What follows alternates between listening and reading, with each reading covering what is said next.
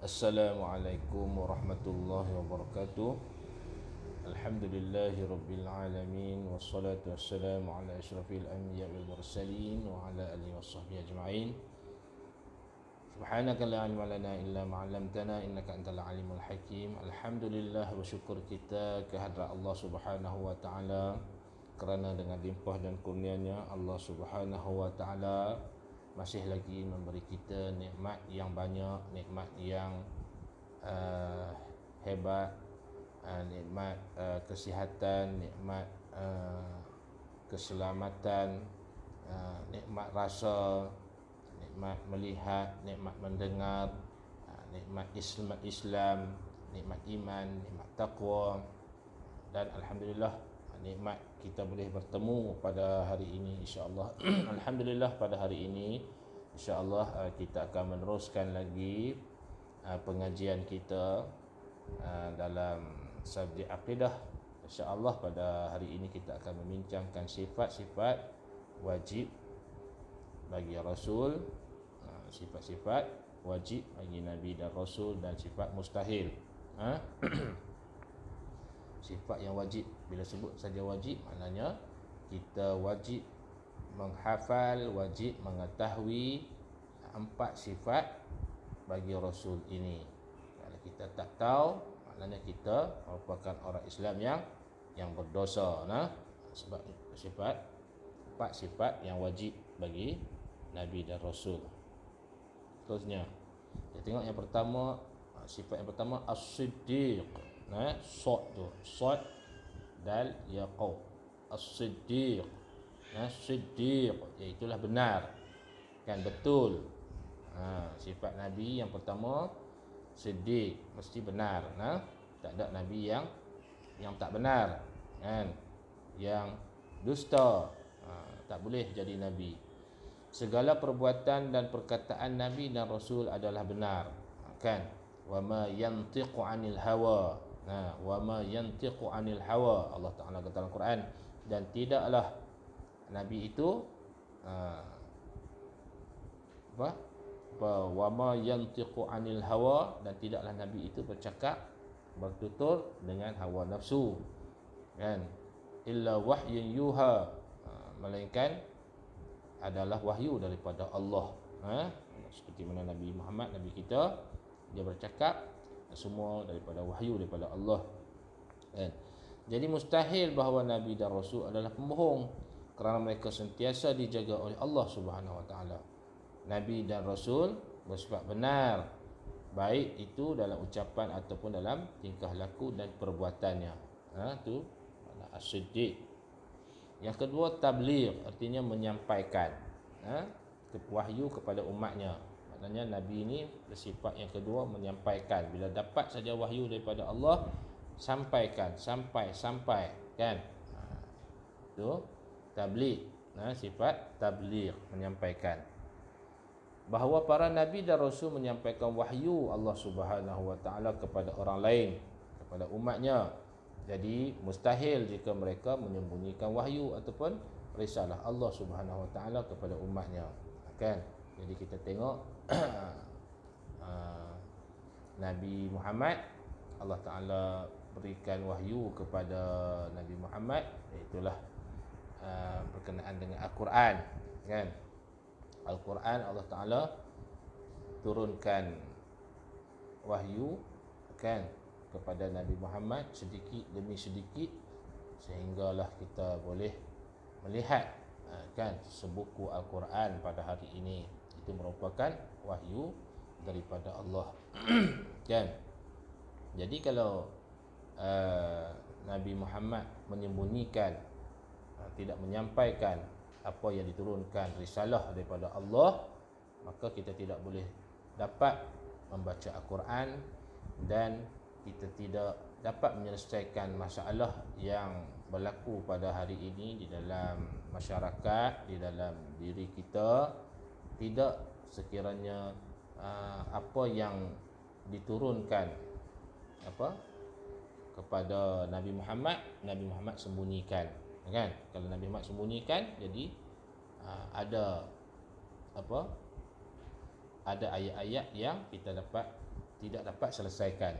Jadi pada hari ini, apa segala masalah yang terjadi di dalam diri kita, di dalam keluarga kita, di dalam masyarakat, kita kena rujuk kepada Al-Quran dan hadis, kan? Al-Quran. Jadi Al-Quran itu sebagai rujukan kita. Jadi Nabi Muhammad merupakan rasul-rasul, merupakan bersifat, yang kedua ialah tabligh. Yang ketiga, amanah. Amanah merupakan pengertian dari dapat dipercayai atau terpercaya. Amanah, maknanya kita boleh menjaga amanah, kan? Contoh, ada kawan kita, dia nak minta kita pegang, jaga pensel, kan? Pensel, suruh kita simpan pensel dia. Jadi kita pegang amanah tu, simpan elok. Nanti bila dia nak guna, dia akan minta kepada kita, jadi kita bagi dalam keadaan yang elok. Itulah pengertian amanah. Mustahil bahawa Nabi dan Rasul itu khianat ataupun seorang pengkhianat. Para Nabi dan Rasul selalu dapat dipercayai dalam menerima wahyu dari Allah dan juga sentiasa memelihara dan keutuhan kemuliaan menyampaikan wahyu tersebut kepada umatnya sesuai dengan kehendak Allah, kan? Kita lihat contoh Rasulullah sallallahu alaihi wasallam. Orang-orang kafir pun dia menyimpan barang kepada Nabi Muhammad, kan? Kerana Nabi Muhammad ini dipercayai, memang terkenal dengan sifat Al-Amin. Al-Amin, amanah. Yang keempat, fatanah. Fatanah berarti cerdas. Mustahil seseorang Nabi dan Rasul tidak mengerti apa-apa ataupun bodoh, kan? Nabi tidak bersifat dengan sifat bodoh, kan? Nabi seorang yang pandai, yang cerdik, kan? Yang hebat.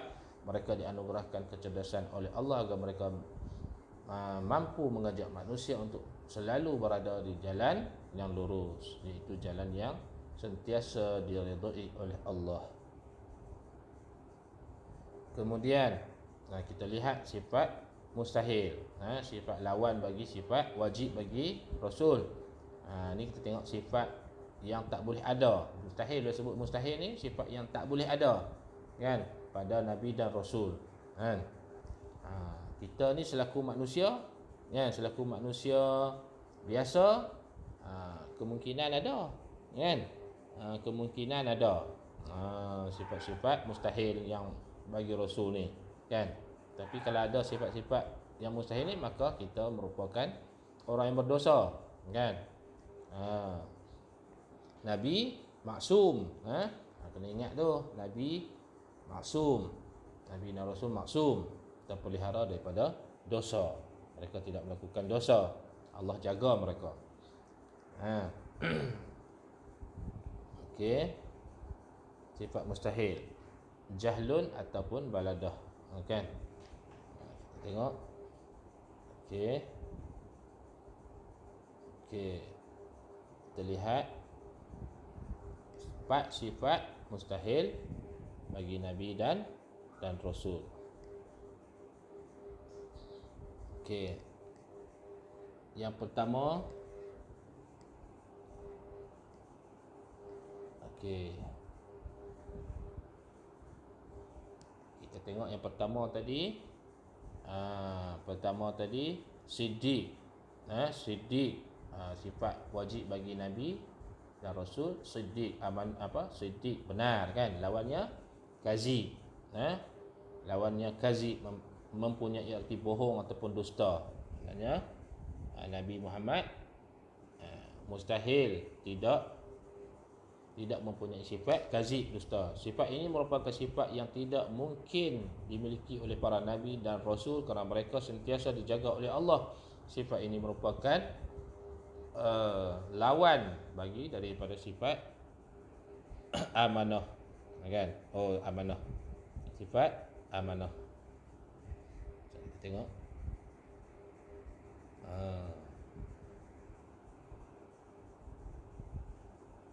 Okey. Ini lawan daripada sifat amanah. Hmm. Siddiq. Sifat-sifat. Okey. Kita tengok kitman. Kita sifat kitman. Kitman ni menyembunyikan. Kan sifat ni menyembunyikan. Sifat menyembunyikan ni adalah sifat mustahil yang tidak boleh ada juga pada nabi dan rasul. Kan? Kalau kepada manusia biasa macam kita ni kemungkinan ada, kan? Kemungkinan ada kita nak menyembunyikan sesuatu, sesuatu ilmu, nak menyembunyikan sesuatu hukum, kan? Disebabkan untuk mendapat habuan dunia, maka ini berdosa, kan? Contoh kalau orang kata sembahyang wajib tak? Kan? Orang tanya kita sembahyang wajib tak? Kan? Kalau kita kata wajib, sekali lagi bos kita tak bagi kita gaji, jadi kita pun kata tak apa wajib sangat, kan? Kita kata tak apa wajib sangat, maka kita telah menyembunyikan sesuatu hukum, maka berdosa ke atas seseorang itu, kepada kita, kan? Jadi Nabi dia tak ada sifat kitman ni, kan? Seperti telah dijelaskan di atas, Nabi dan Rasul merupakan manusia pilihan Allah untuk menyampaikan risalah kepada umat mereka. Jadi sangat tidak mungkin, tak boleh mereka memiliki sifat menyembunyikan wahyu. Sifat ini merupakan kebalikan dari sifat tabligh. Maknanya sifat ini lawan daripada sifat tabligh. Tabligh tu menyampaikan, kan? Lawannya menyembunyikan. Kemudian kita teruskan lagi dengan sifat khianat. Kan? Sifat khianat. Khianat mempunyai arti tidak dapat dipercaya. Maknanya kita tak boleh percayalah. Kalau kita nak simpan barang, kita tengok si A tu memang dia selalu kalau kita simpan barang, mesti barang tu tak elok ataupun hilang, kan? Itu merupakan perbuatan khianat. Kita tak boleh percaya. Jadi sifat khianat ni tak boleh ada, mustahil ada pada Nabi dan Rasul. Mustahil bagi para Nabi dan Rasul memiliki sifat khianat, kerana mereka adalah utusan Allah yang terjaga guna menyampaikan wahyu kepada Allah kepada umatnya. Jadi sangat mustahil, tak boleh terima di akal kita, ataupun tidak mungkin mereka memiliki sifat-sifat ini. Sifat ini merupakan mustahil, lawan bagi sifat amanah, kan? Nabi semua amanah, kan? Tak boleh, mereka tidak mempunyai khianat.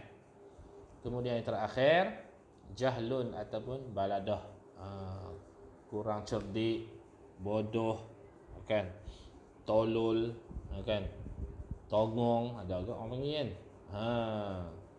Baladah ni lawan daripada sifat fatonah, kan? Fatonah tu cerdik. Nabi seorang yang cerdik, dan lawannya adalah baladah, sifat bodoh, mempunyai arti bodoh.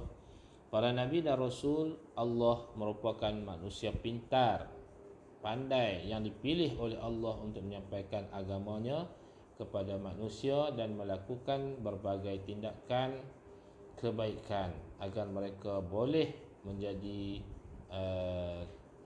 suri tauladan, ikutan bagi umatnya, sehingga sangat tidak mungkin, mustahil mereka ini mempunyai sifat jahlun ataupun sifat bodoh.